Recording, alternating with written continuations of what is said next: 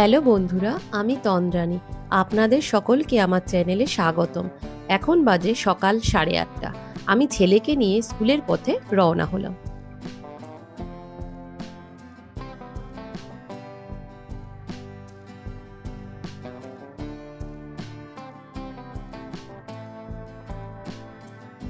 ছেলেকে নিয়ে স্কুলে যেতে যেতে হঠাৎ করে মাথায় খেয়াল আসলো, যদি সুইডেনের স্কুল সিস্টেম নিয়ে একটা ভিডিও আপনাদের সাথে শেয়ার করি তাহলে কেমন হয়। আপনাদের মধ্যে যারা সুইডেনের স্কুলের পঠন পাঠন সম্পর্কে অতটা অবগত নন, তাদের জন্য এই ভিডিওটা কিছুটা হলেও উপযোগী হবে। আমাদের ইন্ডিয়ার স্কুলের পঠন পাঠন এবং সুইডেনের স্কুলের পঠন পাঠনের ধরন একটু আলাদা।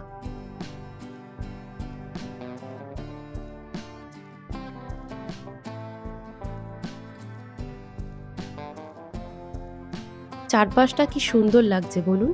আজকে আপনাদেরকে সুইডেনের স্কুল সিস্টেম সম্পর্কে বলবো, কিভাবে স্কুলে অ্যাপ্লাই করতে হয়, কি কি পড়ানো হয়, সমস্ত কিছু সম্পর্কে।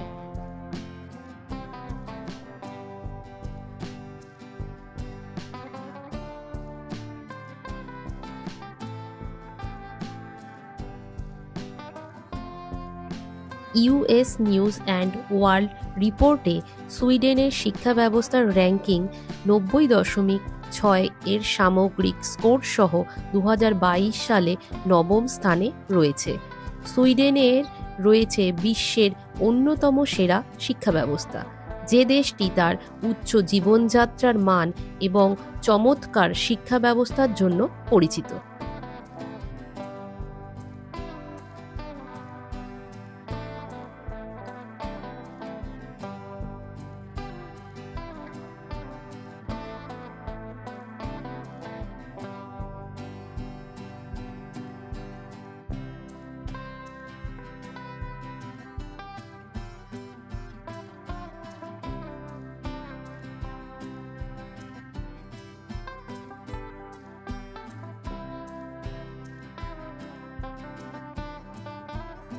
সুইডেনের স্কুলগুলোতে ছাত্রছাত্রীদের কোনো ইউনিফর্ম নেই।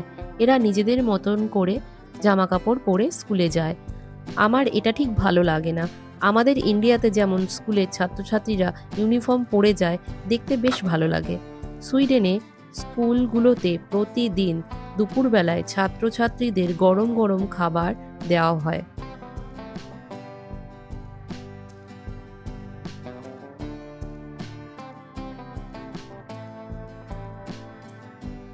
ছেলের স্কুলের সময় সকাল 9টা থেকে দুপুর 3টে পর্যন্ত। শনিবার এখানে স্কুল ছুটি থাকে।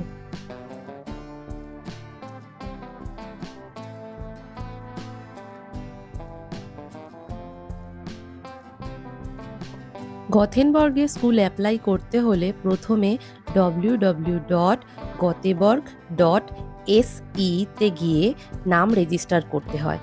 সেখানে নিজের পছন্দ মতো 5টি স্কুল সিলেক্ট করতে হয়।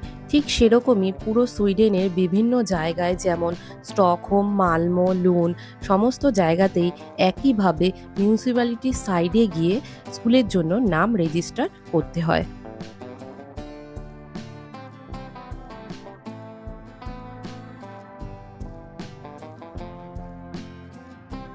স্কুল পেতে সময় লাগে 3 মাসের মতো। এখানে আবার ওপেন ফোর্স খোলাও আছে। ওপেন ফোর্স খোলাতে স্কুলের মতন সব সুবিধা আছে, শুধু মা বা বাবাকে যে কোনো একজনকে বাচ্চার সাথে থাকতে হয়। আমার ছেলে যতদিন স্কুল পায়নি ততদিন ও ওপেন ফোর্স খোলাতে গেছে। এখানে দিদিমণিরা নাচ গান করে বাচ্চাদের শেখায়। প্রতি বৃহস্পতিবার করে আবার একজন নার্সও আসেন। বাচ্চাদের কিসে অসুবিধা, কি করলে বাচ্চাদের জন্য ভালো, সেই সম্পর্কে তিনি বিভিন্ন তথ্য প্রদান করে থাকেন।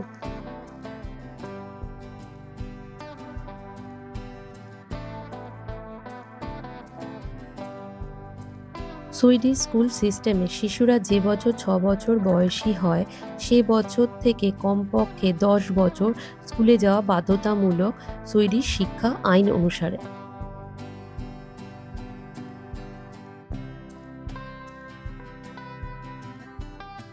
ফোরস্কোলা বা প্রি স্কুল সুইডিশ পৌরসভা দ্বারা 1 থেকে 5 বছর বয়সী শিশুদের জন্য প্রদান করা হয়।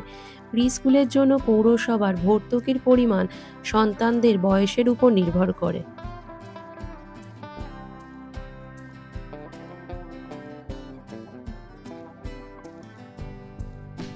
প্রি স্কুলে একটি শিশুর বিকাশে খেলার উপর গুরুত্ব দেওয়া হয়। পাঠ্যক্রমে শিশুদের ব্যক্তিগত চাহিদা এবং আগ্রহ নিশ্চিত করা হয়। এখানে সকল শিশু সমান সুযোগ সুবিধা পেয়ে থাকে।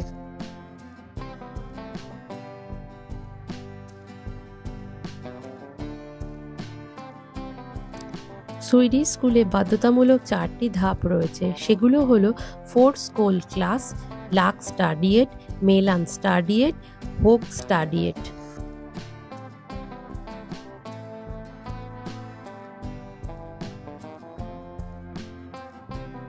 বাধ্যতামূলক শিক্ষার মধ্যে ফোর স্কুল ক্লাস বা প্রি স্কুল ক্লাসে বাচ্চাদের বয়সের সীমা 6 থেকে 7 বছর।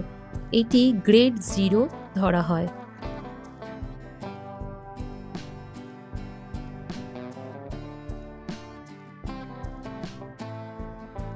কম্পালসারি স্কুলকে আবার 3টি ভাগে ভাগ করা হয়: লাক স্টাডিয়েট, মেলান স্টাডিয়েট, হোক স্টাডিয়েট। লাক স্টাডিয়েটে বাচ্চাদের বয়সের সীমা 7 থেকে 10, মেলান স্টাডিয়েটে বাচ্চাদের বয়সের সীমা 10 থেকে 13, হোক স্টাডিয়েটে বাচ্চাদের বয়সের সীমা 13 থেকে 16।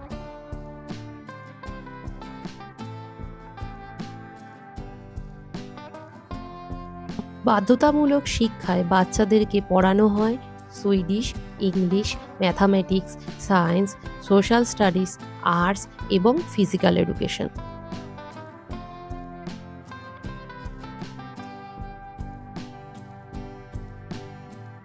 আপার সেকেন্ডারি স্কুল বা উচ্চ মাধ্যমিক বিদ্যালয়কে সুইডিশে জিমনেসিয়াম বলা হয়।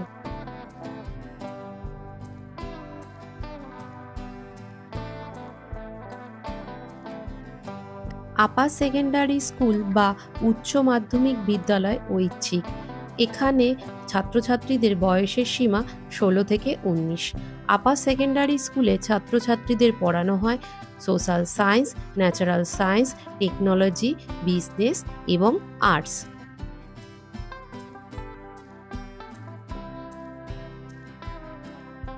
উচ্চ মাধ্যমিক বিদ্যালয়ে 3 বছরের জন্য 18টি নিয়মিত জাতীয় কর্মসূচি রয়েছে, যার মধ্যে 6টি রয়েছে উচ্চশিক্ষার জন্য প্রস্তুতিমূলক, যেমন বিশ্ববিদ্যালয়ের মতো, এবং 12টি বৃত্তিমূলক।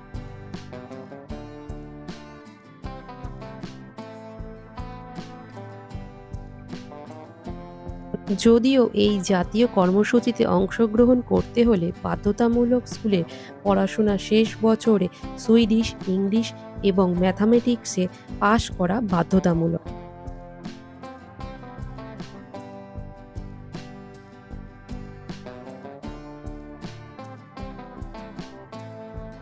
স্কুল ছুটি থাকে ক্রিসমাস, ইস্টার এবং গরমের সময়।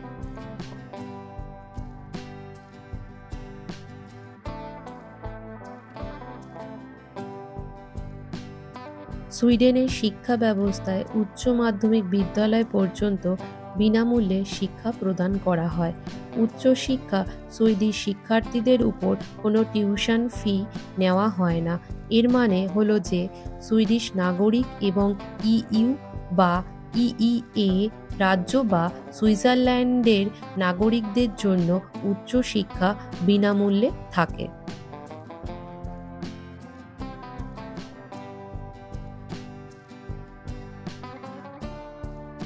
এখানে স্কুলের ভেতরের বা বাচ্চারা স্কুলে কি অ্যাক্টিভিটি করছে তার ছবি নেওয়া অথবা ভিডিও করা নিষিদ্ধ।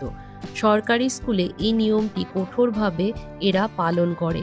প্রাইভেট স্কুলগুলোতে অনেক সময় ভিডিও করতে বা ফটো তুলতে হয়তো দিতে পারে, কিন্তু সরকারি স্কুলগুলোতে সেটা সম্ভব হয় না। আমার ছেলে যেহেতু প্রথম থেকেই সুইডেনের সরকারি স্কুলে পড়ছে, তাই কোনোদিনই সেইভাবে ফটো তুলতে বা ভিডিও করতে পারিনি।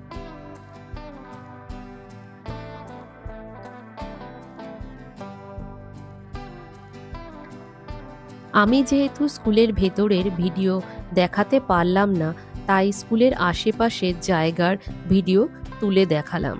তুষারাবৃত চারপাশটা দেখতে বেশ ভালোই লাগে। আবার যেই গ্রীষ্মকাল আসবে প্রকৃতির এক অন্য রূপ দেখা দেয়। চারদিকে পুরো সবুজ হয়ে যায়, গাছে গাছে নানা ধরনের ফুল ফুটতে দেখা যায়, তার সাথে শুনতে পাওয়া যায় পাখিদের সুন্দর গান।